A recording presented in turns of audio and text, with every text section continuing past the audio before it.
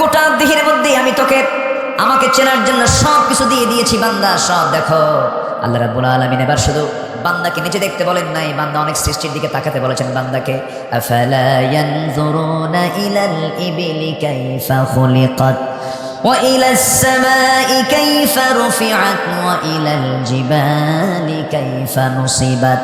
এই পাহাড়গুলোকে আল্লাহ রাব্বুল আলামিন পেরেকের মতো করে দিয়েছেন, কি সুন্দর করে। জয়পুরহাট, বগুড়া, দিনাজপুর, নীলফামারী, ঠাকুরগাঁ, এই সমস্ত অঞ্চলে কোনো পাহাড় নাই, তবে পঞ্চগড়ের পাশে একটা পৃথিবীর সবচেয়ে বড় পাহাড় আছে, পর্বত আছে, তার নাম হচ্ছে হিমালয়।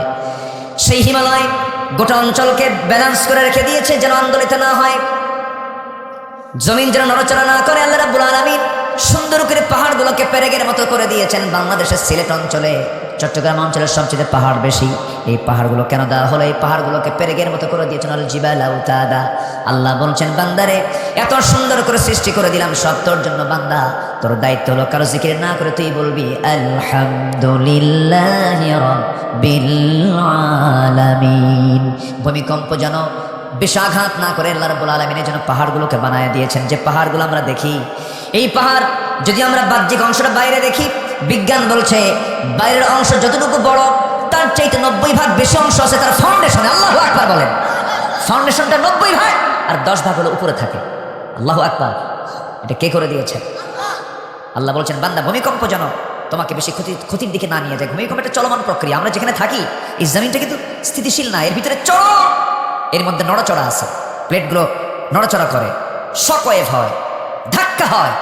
কিন্তু এই ধাক্কাগুলোকে কন্ট্রোল করার জন্য আল্লাহ পাক পাহাড়গুলোকে বিভিন্ন জায়গায় সেট করে দিয়েছেন। সেই পাহাড়গুলো মানুষ কাটে, দোষ কার? আল্লাহ।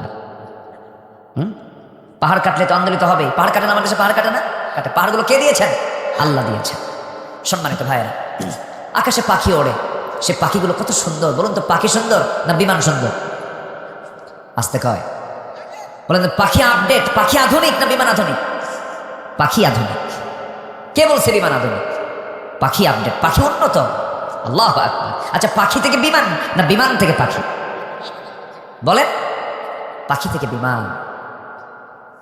একটা পাখি আছে প্যারেগ্রিন ফ্যালকন নামক একটা পাখি আছে, যে পাখিটা আকাশে যখন উঠতে নাই তার ঘন্টার গতি হলো 400 কিলোমিটার।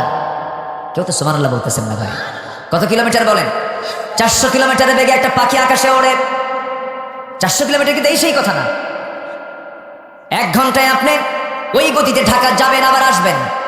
1 ঘন্টা, আধা ঘন্টায় ঢাকা যাওয়া হয়ে যাবে, আধা ঘন্টায় আপনি ঢাকা থেকে ফিরতে পারবেন, এমন গতি সম্পন্ন এই প্যারেগ্রিন ফ্যালকন পাখিটা আকাশে ওড়ে। কিন্তু তার লাঞ্চ তো ফেটে যায় না, তার লাঞ্চ তো ফুসফুস তো ব্লাস্ট হয় না। কেন ব্লাস্ট হয় না? এর কারণটা হলো আল্লাহ রাব্বুল আলামিন একটা প্রযুক্তি সেট করে দিয়েছেন তার নাকের ভিতরে। তার নাকের ঠিক নিচের দিকে শক্ত হাড়ের একটা ট্যাপ লাগায় দিয়েছেন। সেই ট্যাপটা, হাড়ের ট্যাপ লাগায় দেওয়ার কারণে সে যখন তার গতি বাড়ায় ফেলে, ট্যাপটা আস্তে করে বাইরে বের করে ফেলে, বাতাস এসে আগে ওই হাড়ের ট্যাপে আগে ধাক্কা খায়, বাতাসের গতি কমে গেল, আস্তে করে সে তার লাংসের মধ্যে বাতাস টানিয়ে সে তার জীবনটা রক্ষা করে। সুবহানাল্লাহ বলা যাবে না? ঠিক এই হাড়ের ট্যাপ, এই প্রযুক্তি আজকের বিমানগুলোতে ওই পাখিকে রিসার্চ করে আজকের বিজ্ঞানীরা ঢুকায় দিয়েছে। যেরকম সুবহানাল্লাহ। আল্লাহ শুধু মানুষের রব নন, তিনি সকল প্রাণীর রব। আমার দেশে কিছু অতিথি পাখি আসে, যা ধরে ধরে আমরা খাই। অতিথি পাখি আসে না? আসে, কিন্তু হয়তো এইদিকে কম থাকতে পারে, কিন্তু বিল হাওড়গুলোতে আসে। নাটোরের চরণ বিল, সিলেটের হাকালকি বিল, হাতিয়া, সন্দ্বীপ, মহেশখালী, কুতুবদিয়া, মনপুরা, এই সমস্ত অঞ্চলগুলোর সেই বিশাল দ্বীপাঞ্চলগুলোতে এই পাখিগুলো বেশি দেখা যায়। এই পাখিগুলোর বাড়ি কিন্তু এই পাড়াও পাড়া নয়, এ দেশও দোষ নয়। কিছু কিছু পাখি আছে 40,000 কিলোমিটার দূর থেকে আমার দেশে আসে। 40,000 কিলোমিটার দূর, 40,000 কিলোমিটার দূর আসে। পাসপোর্ট নিয়ে আসে তো নাকি? হ্যাঁ, সামান্য মালয়েশিয়াতে গেলে পরে বিমানের টিকিট কাটতে হয়, ইমিগ্রেশন ক্রস করতে হয়, আই প্রিন্ট দিতে হয়, ফিঙ্গার প্রিন্ট দিতে হয়। কত কি লাগে? 40,000 কিলোমিটার দূর থেকে সাইবেরিয়ান দ্বীপপুঞ্জ থেকে, সাইপ্রাস থেকে একটা পাখি আসবে, বাংলাদেশে আসবে। কেমন করে সে লাইন পাবে, কেমন করে সে রাস্তাগুলো চিনবে, সকল ব্যবস্থাপনার দায়িত্ব জেনে নিয়েছেন তিনি। আমার চিল্লায় বলুন কে? সামান্য কুয়াশা পড়লে পরে বিমান ল্যান্ড করতে পারে না, বিমান নামতে পারে না। ঢাকার আকাশে যখন এসে দেখে প্রচণ্ড কুয়াশা, নামতে পারে না, চলে যায় কলকাতায়। কোথায় চলে যায়? কলকাতায় চলে, অথবা আসামে চলে যায়, গুয়াহাটি চলে যায়, অথবা ওই যে ত্রিপুরার আগরতলা বিমান